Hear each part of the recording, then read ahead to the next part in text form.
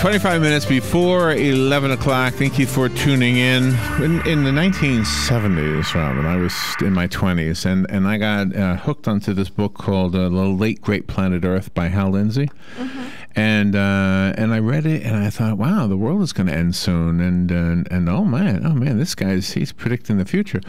Well, when I started doing this radio show 13 years ago, I guess it was almost, I tried to get Hal Lindsey on because the world didn't end. And and I had so many questions. Not that it would be disrespectful to him, but I wanted to ask him, this is what you said in the book. And anyway, so eventually I did get him on, and he was a really great guest. I was really honored to have him on the air with us.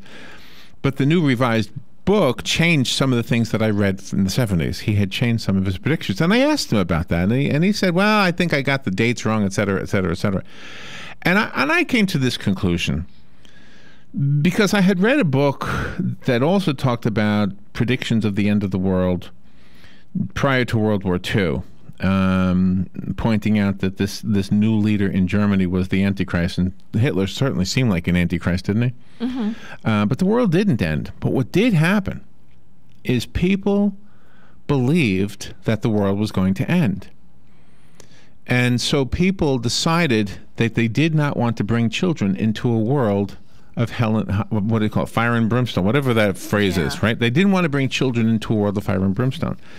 And those very people were the age that my parents were, and my parents had 5 children. Mm-hmm. And some of those people who could have been blessed with children, who wanted children, I mean, I know if you don't want children, then you're happy to not have them. Right. But if you want children and you decide not to have them, then guess what happens by the time you're turning 50 years old and you're looking back saying, oh my gosh, I believed that guy. Mm-hmm. I ended up having no children, and now all of my friends who didn't pay attention to that guy have children. Who was the real fool here? Mm-hmm. You know, I always say, you know what? If the world's going to end, the world's going to end. I'm living today for today. What am I going to do? I can't change anything anyway. There is a very well-written book. I think this is his first book. Ken Murray is on the phone. He is a teacher of creative writing. He's a contributor to the Prairie Fire, Globe and Mail, Mendacity Review, Brooklyn Rail, Ottawa Citizen, is that right? Maclean's. He's an award-winning artist and novelist, and his book is called Eulogy, and it has to deal with the notion that the end of the world could be right around the corner. Good morning. I hope I got that right, Ken. Good morning, Ken. I think you did pretty well. Good morning, Larry. How are you? Pretty good. You said you're on the West Coast? I am on the West Coast. I'm normally in the same time zone as you, but last night, given that the world was about to end because of the lunar eclipse, I got on a plane and flew to the West Coast. Well, because that way, if the world ends, at least you get it later than us. That's right. Well, yeah, the landing can be a doozy, I'll tell you. It was a great view, though, of the eclipse. So yeah, I'm out in Vancouver right now. Thank you for having me on the air. In Vancouver. Oh man, I'm so jealous. I want to be up there one day. Well, thank you. Are you driving as you speak? No. I've borrowed a friend's office to call you today, and then I'm going to go out and enjoy the day. Okay. Well, thank you for being. Is this your first novel? Is this your first novel? This is my first novel, and yes, it's published with Tightrope Books out of Toronto. And I'm really pleased with the way it turned out. You're a fun and thoughtful and funny, thoughtful, and funny author. I mean, you're a very talented writer.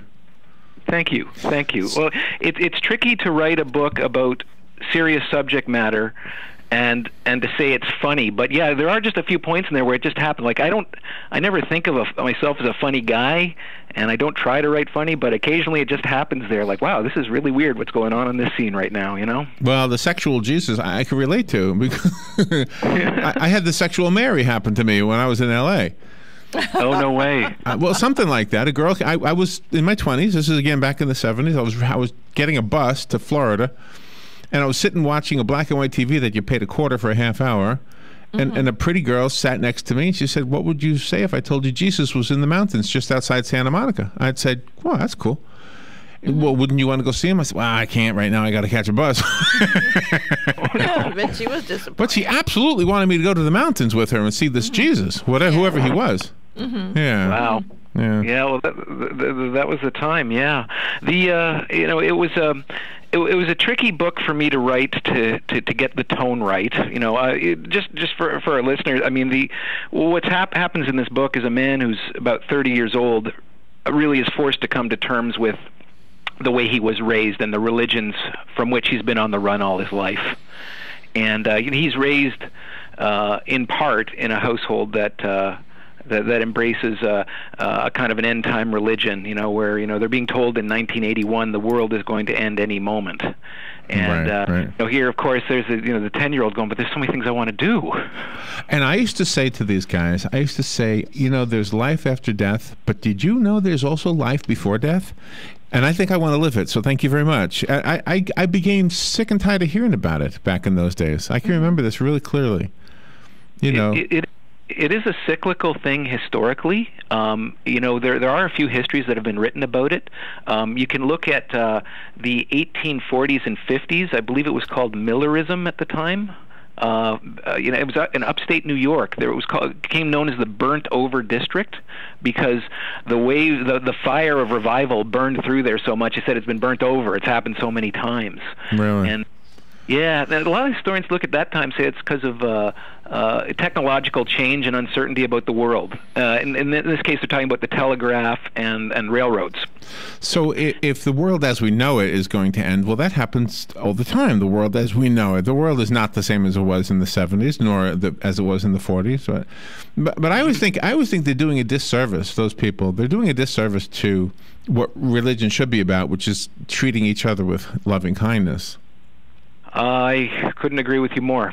It's to me it becomes kind of like a wasted energy, like so much dedicated to this, and it feels to me, whenever I have limited exposure to it now, you almost just feel someone trying to reach out and control what you think, and to put you or put me in a position of fear, and. A position of being scared is a bad place to be making the decisions about your life. And, I think that there are so many positive things you can do and ways you can live. It does make for... It does make for a difficult way to live, yet people flock to it. Yeah. So we're not being fair to your book, and I want to make sure we are fair to your book. And I apologize for kind of going on a big tangent there. But your book starts out on a very sad, serious note. Did any of this happen to you? No. Thank goodness. The story, I mean, the events and the people in this book are fiction. What autobiographical things you could say in this would be some of the thematic stuff are drawn from my life, in the sense that I did grow up in a house that was very much into the end time religion, but I did not. These are not my parents, and this is not me, and these are not the events of my life, and I'm so thankful for that. Yeah, right. But that's a very sad note for your book. It's not. Sometimes books are very happy, and then the sadness happens first, and it seems this is the opposite. Yeah. I mean, I like to think that there is a cautious optimism by the end of this book, but there's a chance that this character, William Oakes, may find a way to relate to the world that is honest and unique to him. But he's just really, at 30 years old, just starting to get a glimmer of hope of dealing with the damage in his own life. And of course, the event that precipitates that is we can say it here on the air. It's not giving anything away. It happens very early in the book, is his parents die in a car accident, and he's an estranged only child, and being forced back to go home and to be there, in a church for a funeral for them, in the religion he rejected. That sends him into the spiral. And this is the key thing to it, right? Is that every person, everywhere, at some point faces a decision, whether conscious or not, and that is about whatever values they're brought up in. Do you have another interview, or can we keep you through the break? Oh, sure. I'm fine. Yeah, no, I got free time. Are you okay with that? We're fine with that, but I feel like I shortchanged you because we went on the whole Hal Lindsey thing. Yeah. So, all right, so let's take a little break, and we'll hear a couple of commercials and weather and all that, and then we'll be right back. Ken Murray is our guest. He's out in Vancouver, British Columbia. Yep. On the west coast of Canada. Yeah. What's the temperature there right now? It looks kind of cool outside. It looks cool. It looks cool. I'm indoors. We have walls and ceiling here. I have no. The book is called Eulogy. We'll be right back to talk about it some more after the break.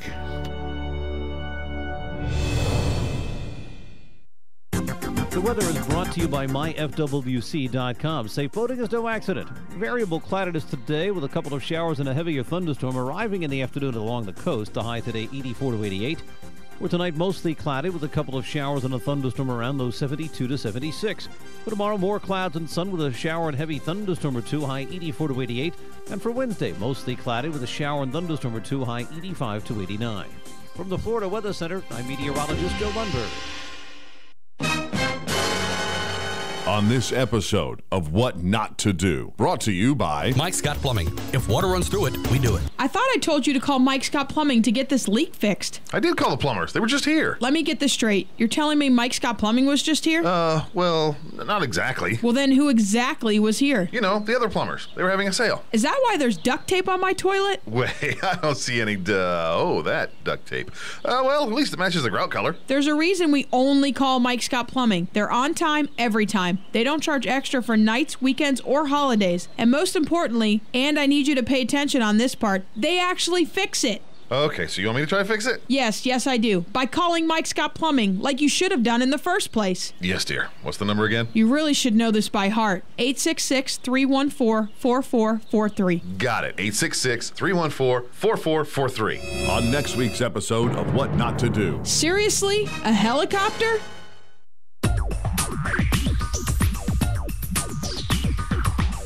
Whether you're building it up or knocking it down, get it done, rent it now. Sunbelt Rentals is here to make your job a little easier. Our knowledgeable staff will help you find the right equipment for any job, big or small. Did you know that Sunbelt Rentals carries heaters, air conditioners, generators, lighting, traffic control, and so much more? So whether you're building it up or knocking it down, we've got the equipment you need. Get it done, rent it now. And right now, for a limited time, you can have it for less. Just by mentioning this ad, if you rent it Friday afternoon, you can keep it the whole weekend and only pay for one day. But this is a limited time offer, so stop into Sunbelt Rentals today, Northwest 27th, just a quarter mile east of I-75. For more information, just give us a call, 352-369-9101.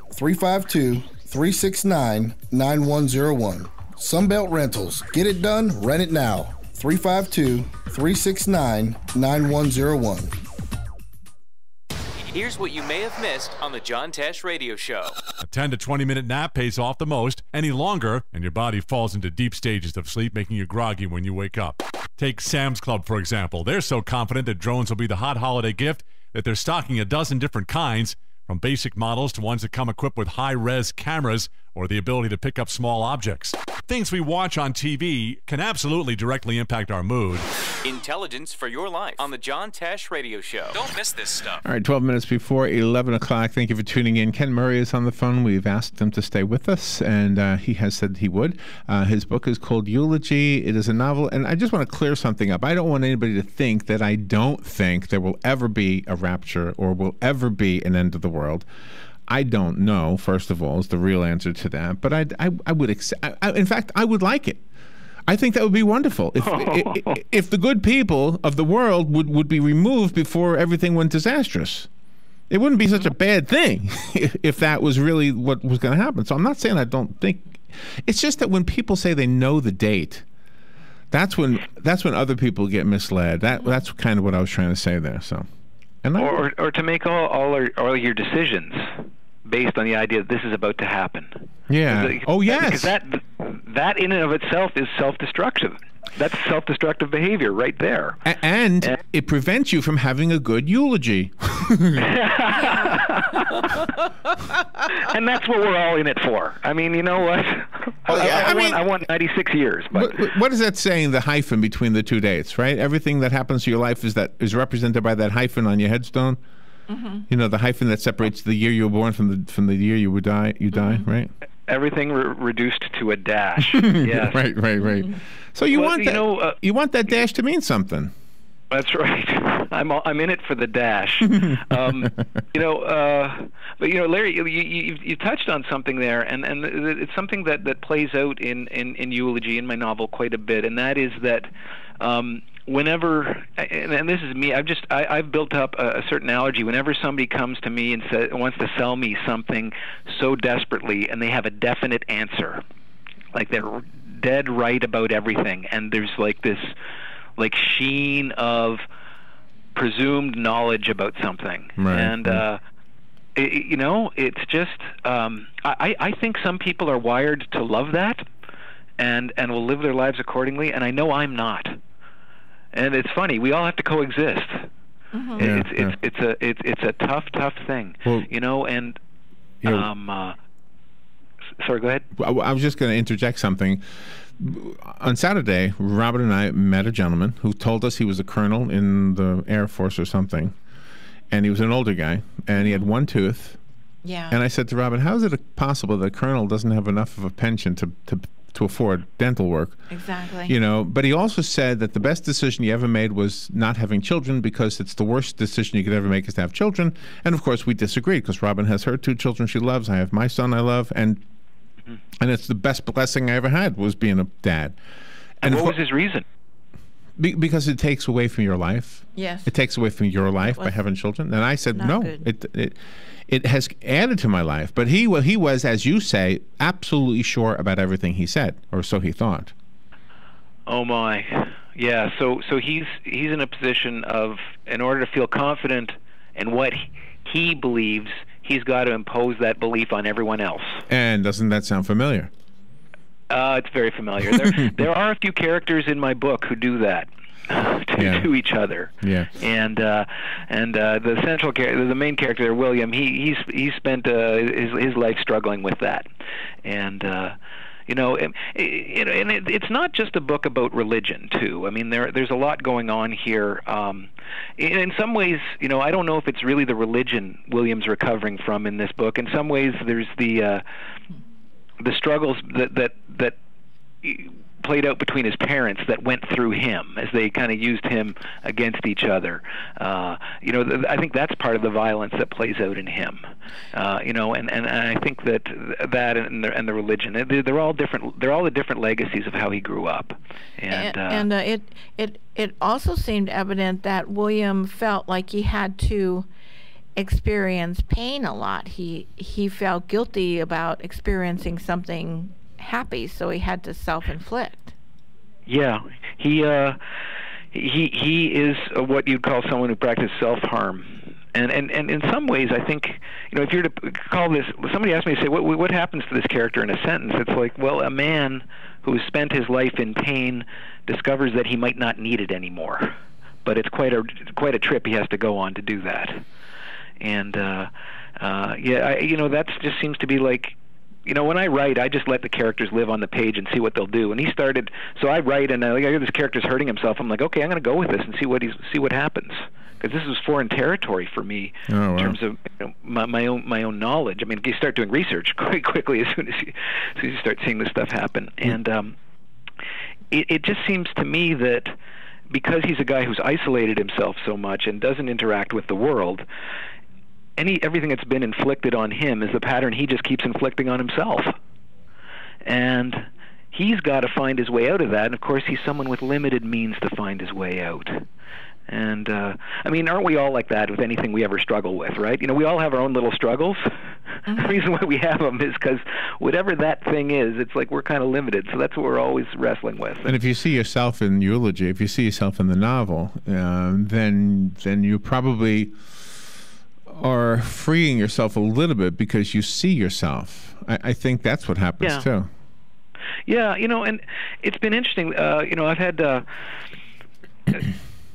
really interesting time since this book came out, because a lot of my friends kind of know me as kind of the happy-go-lucky joker guy, and this is a serious book, and I've had a lot of friends come to me just saying, well, what is this? And all these kinds of serious conversations. I've had very recently just had conversation with a friend I've known for a long time, was talking about how it wasn't just thinking back on the experience of being a kid, but it was thinking about the experience of being a parent and where their children were. Because this book, basically, for our listener, the book largely happens to a man in his 30s, but also remembering being the ages 10, 11 years old. You know, that key kind of one of the key transitional times in life. Sure, right, yeah. And so I guess for me the thing is to see this book have life on its own inside the minds of my readers as they wrestle with the things William wrestles with. Do you know? And that's a gift to see that happening. I'm really happy that that's happening. I want to tell you about a lady that I don't know, but you reminded me of. The lady I'm going to tell you about is a lady who's standing on a stage at an art show. Robin and I did an art show one time, and by doing an art show, it simply means we had a 10 by 10 space and we were trying to sell art. and we were I was walking around the grounds because it was pretty boring and nothing was happening, and they had a stage for entertainment, and there was a lady on the stage, and she had an auto harp. You know what auto harp is? I remember them. Push a button, it'll play a chord if you strum it. Okay, so she's up there with the auto harp, and she says, "Pring, my mama and daddy wanted me to play this when I was a little girl. Pring, I didn't want to practice. Bring. And they'd say, "You're gonna play that, girl. You're gonna play this. If you don't like it, I'm gonna whip you." Yeah. And so they would whip me. They'd whip me. I'd be crying in the corner, "Mama, stop whipping me! Stop whipping me!" Bring. And Daddy would come over. "You better play that, girl. You play it." And you know what? Bring. I'm so glad they did that, because now I can stand here and play for you. And I'm thinking, oh my gosh, this one was abused when she was a child. Yeah. And she's now embracing it because it made her who she is. Yes, exactly.